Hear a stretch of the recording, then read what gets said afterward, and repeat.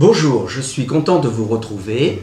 Vous savez que je suis un spécialiste des intolérances alimentaires. Pour ceux qui me suivent depuis plusieurs vidéos que nous avons fait ensemble. Et je voudrais aujourd'hui vous donner quelques cas cliniques, tout simplement pour illustrer ce que les intolérances alimentaires, la prise en charge et en considération des intolérances alimentaires peut apporter sur le plan des résultats cliniques.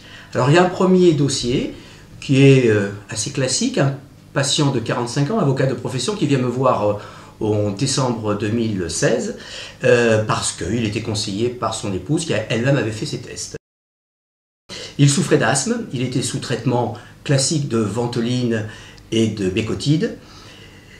Il a pratiqué ses tests vers le 8 ou 10 décembre, il a eu ses résultats quelques jours avant Noël. Il a préféré effectivement passer des bonnes fêtes de fin d'année avec sa famille et à partir du début janvier, il a décidé de prendre en charge, même un petit peu avant, juste après Noël, il a décidé de prendre en considération sa santé et de prendre les intolérances alimentaires à bras le corps. Résultat des opérations, quand il est arrivé, il m'a presque insulté en me disant que j'étais probablement l'homme qu'il détestait le plus au monde, parce que c'était un amoureux inconditionnel des fromages et il était totalement intolérant aux produits laitiers, à la brebis, à la chèvre et au lait de vache.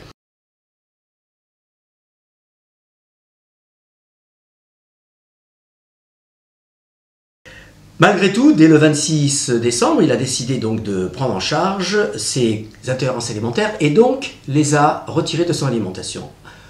Une semaine après, vers le 10 janvier, il n'avait plus aucun asthme respiratoire. Je lui ai téléphoné 3 semaines après, 4 semaines après.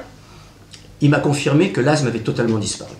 Donc on est en présence là tout simplement d'une suppression des produits laitiers avec une amélioration définitive des crises d'asthme. Et je l'ai recontacté au mois de juin dernier et j'ai revu son épouse qui m'a confirmé que depuis qu'il avait arrêté les produits laitiers, et il me détestait parce que c'est effectivement son aliment, un de ses aliments préférés, mais il n'avait plus d'asthme. Donc là, il y a un problème de choix, c'est un dilemme un peu cornélien, c'est le choix de la santé ou c'est le choix de son plaisir. Il a fait un choix sur la santé, sur sa santé.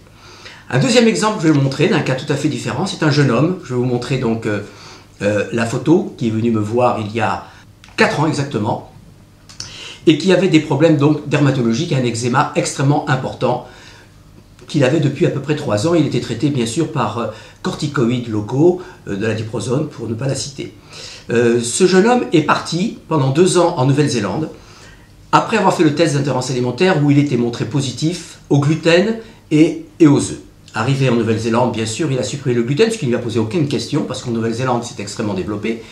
Et on a beaucoup de magasins qui font des aliments sans gluten. L'œuf, ça a été un petit peu plus difficile, mais il y est arrivé pendant 2 ans. Au bout de 15 jours, 3 semaines, ses plaques d'eczéma avaient totalement disparu. Pendant 2 ans, il a supprimé le gluten et les œufs. Et il est revenu en France, et pendant 1 an et demi, il a recommencé à consommer le gluten et les œufs.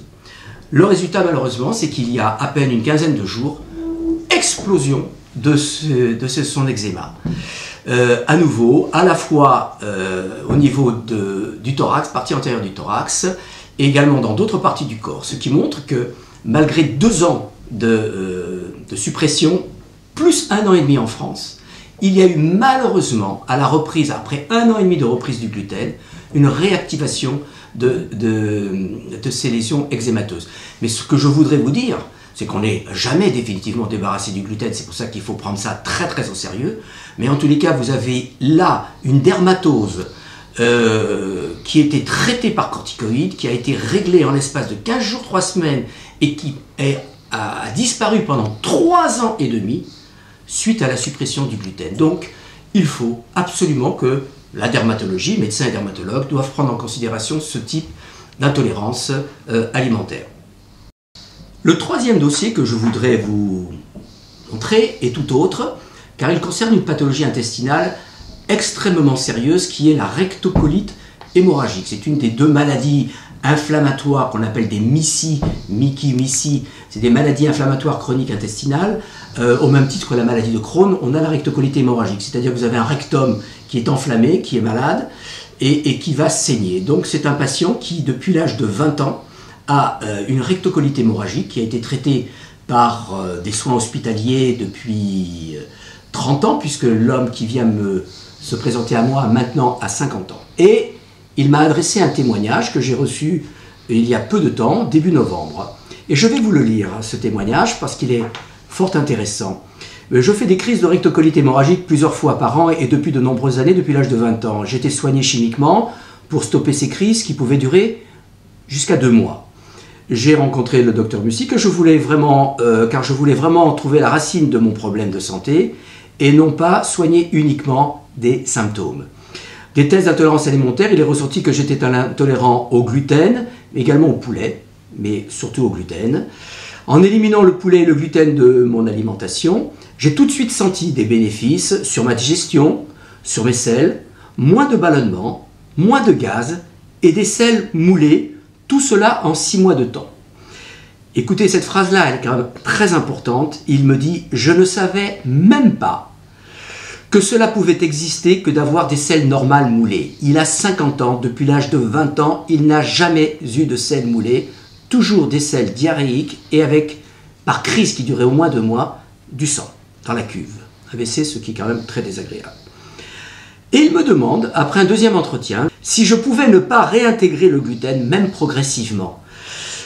Car je me sens parfaitement bien depuis que je l'ai éliminé de mon alimentation. Autrement dit, voilà quelqu'un qui, depuis 30 ans, souffre d'une rectocolite hémorragique, qui passe des tests d'intolérance alimentaire qui sont toujours dénigrés, mais qui guérit d'une manière spectaculaire. Donc il faut vraiment que l'on se pose des questions. Ces tests d'intolérance alimentaire permettent de régler certains problèmes extrêmement sérieux, que ce soit d'asthme, que ce soit des problèmes dermatologiques, que ce soit des problèmes de type gastro-intestinaux. Donc je voulais vraiment insister là-dessus. J'ai beaucoup d'autres, puisque je vous ai expliqué que j'avais antérieurement plus de 2200 dossiers. Je pourrais effectivement donner bien d'autres cas cliniques. Je vous les donnerai probablement par la suite, mais je vous invite tous et toutes à réfléchir à l'intérêt et à l'utilisation de ces tests. Le défaut de ces tests, bien sûr, c'est qu'ils ne sont pas encore validés en France, pas encore reconnus, pas encore remboursés par la Sécurité sociale. Ils sont malheureusement un peu excessifs sur le plan coûteux, mais d'une utilité extraordinaire pour pouvoir prévenir et souvent guérir, en tous les cas, toujours soulager les patients. Merci de votre attention.